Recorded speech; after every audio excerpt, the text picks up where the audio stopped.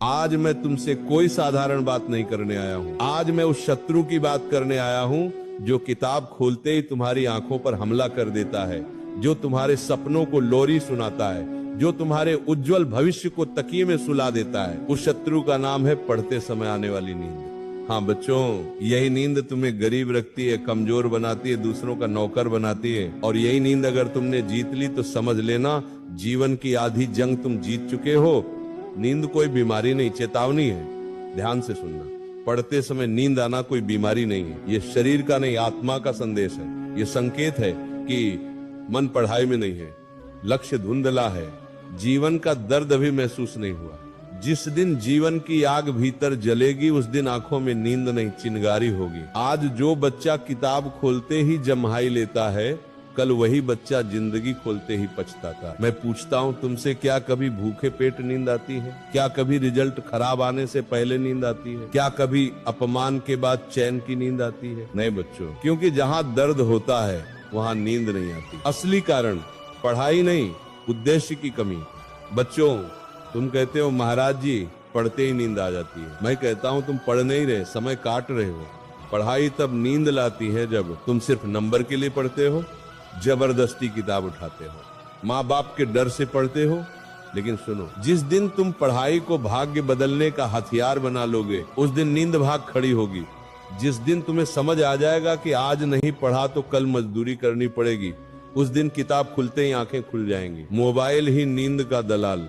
बच्चों, सच्चाई कड़वी है लेकिन कहना पड़ेगा। जिस मोबाइल से रात भर आंखें खुली रहती हैं, वही मोबाइल किताब देखते ही नींद का इंजेक्शन लगा देता है। रात को वीडियो देखते समय नींद नहीं आती, गेम खेलते समय नींद नहीं आती, और सुबह किताब देखते ही नींद।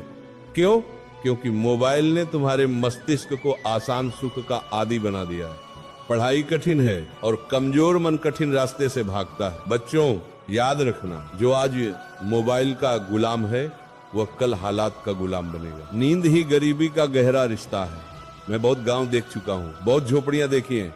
मैंने एक बात नोट की है, गरीब घरों में सबसे ज्यादा नींद आती है। क्यों? क्योंकि उम्मीदें मरी हुई होती हैं। लेकिन जो बच्चा नींद को हरा कर पढ़ता है वही एक दिन पूरे खानदान को जगा देता है। तुम्हारे माँ बाप ने धूप में काम किया, दूसरों के ताने सहे, अपने सपनों को दफन किया ताकि तुम पढ़ सको, और तुम किताब खोलकर सो जाते हो।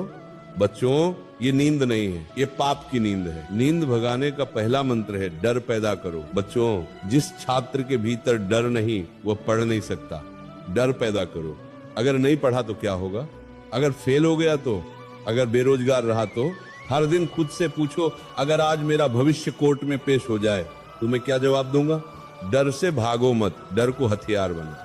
बच्चों, किताब कोई बोझ नहीं है। किताब भगवान का वह रूप है जो बोलता नहीं, बदल देता है। जब पढ़ने बैठो, साफ जगह पर बैठो, किताब को प्रणाम करो, मन ही मन कहो, हे ज्ञान मेरी गरीबी हर लो। जहां श्रद्धा होती है वहां नींद नहीं होती। शरीर को धोखा मत दो। बच्चों, नींद आने के कुछ शारीरिक कारण भी होते हैं। ज्यादा खाना, गंदा पानी, देर रात जागना, सुबह देर से उठना।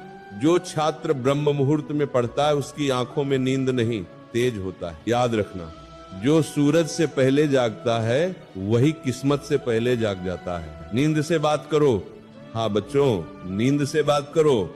जब नींद आए तो कहो अभी नहीं, पहले मेरा भविष्य बनेगा। जब आंखें झुके तो कहो मेरे माँ बाप अभी सोए नहीं हैं। जब मन भागे तो कहो आज भागा तो पूरी जिंदगी भागनी पड़ेगी। 21 दिन का संकल्प लो। बच्चों, सिर्फ 21 दिन, रोज तय समय पर पढ़ो, मोबाइल दूर रखो, लक्ष्य लिखकर सामने लगाओ। नींद आई तो खड़े होकर पढ़ो। 21 दिन बाद नींद तुम्हारी दासी बन जाएगी। आखिरी वज्रवाणी। बच्चों, जीवन बहुत बेरहम है, ये दूसरे मौके कम देता है। आज अगर नींद जीत गई तो कल हालात जीतेंगे, लेकिन अगर आज तुम जीत गए तो आने वाली पीढ़ियां तुम्हारा नाम लेंगी। उठो बच्चों, किताब खोलो और नींद को कह दो, तू मेरी नहीं मैं तेरा मालिक हूँ। बच्चों, जीवन में हर दिन दो ही चीजों में से एक को चुनना पड़ता है, आराम या परिणाम। जो बच्चा कहता है आज थोड़ा सो लेने दो, वो असल में कह रहा होता है कल मुझे कमजोर रहने दो। नींद तात्कालिक सुख है, पढ़ाई दीर्घकालिक सुख। आज की नींद कल की बेड़ियां बन जाती है। मैं तुमसे पूछता हूँ, क्या तुमने कभी किसी सफल व्यक्ति को यह कहते सुना है कि मैं ज्यादा सोता था इसलिए आगे बढ़ गया? नहीं बच्चों, हर सफल व्यक्ति ने नींद से समझौता किया है।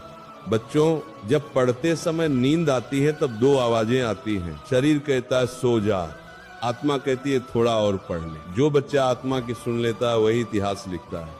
जिस दिन तुमने शरीर को नहीं आत्मा को सुना, उसी दिन से बदलाव शुरू होगा। जब नींद आए तब उन चेहरों को याद करो जो पढ़ नहीं पाए, जो आज भी मजदूरी कर रहे हैं, जो सपने देखते थे पर हिम्मत नहीं जुटा पाए। याद रखना बच्चों, हर असफल आदमी कभी छात्र ही था। उसने भी किताब खोली थी और अक्सर सो गया था, और तुलना से पैदा हुई नींद। बच्चों, वो भी तो नहीं पढ़ता, फिर भी मजे में है। यही वाक्य नींद लाता है। तुम उसकी आज की हालत देखते हो, उसका कल नहीं। जो आज हंस रहा है कल रो भी सकता है, लेकिन जो आज रोते हुए पढ़ रहा है वह कल हंसेगा जरूर। हर रात सोने से पहले खुद से पूछो, आज मैंने कितने घंटे पढ़ाई की? आज मैंने कितनी बार मोबाइल उठाया? आज मैं भविष्य के करीब गया या दूर? अगर जवाब शर्मिंदा करे तो समझो नींद ने जीत हासिल की। ज्ञान के साथ व्यवहार भी जरूरी है। पढ़ते समय कुर्सी पर बैठो, बिस्तर पर नहीं। ठंडा पानी चेहरे पर मारो, जोर से पढ़ो, होंठ हिलाओ। हर 45 मिनट में 5 मिनट टहलो। जो छात्र शरीर को जगाता है वही मन को जगा पाता है। बच्चों, एक बात सुनकर दिल थाम लेना। माँ कभी नहीं कहती बेटा पढ़ ले वरना मैं दुखी हूँ। वह चुप रहती है, और वही चुप्पी सबसे बड़ा बोझ है। जिस दिन माँ की आंखों का सपना समझ आ गया, उस दिन नींद हमेशा के लिए भाग जाएगी। पिता अपने सपनों की बात नहीं करता, वह बस कहता है पढ़ ले बेटा। उस एक वाक्य में उसका पूरा जीवन छुपा होता है। जो छात्र इस वाक्य को समझ गया, उसे फिर कभी नींद नहीं आई। बच्चों, समय बहुत निर्दयी है। वह न दोस्त देखता है न रिश्ते।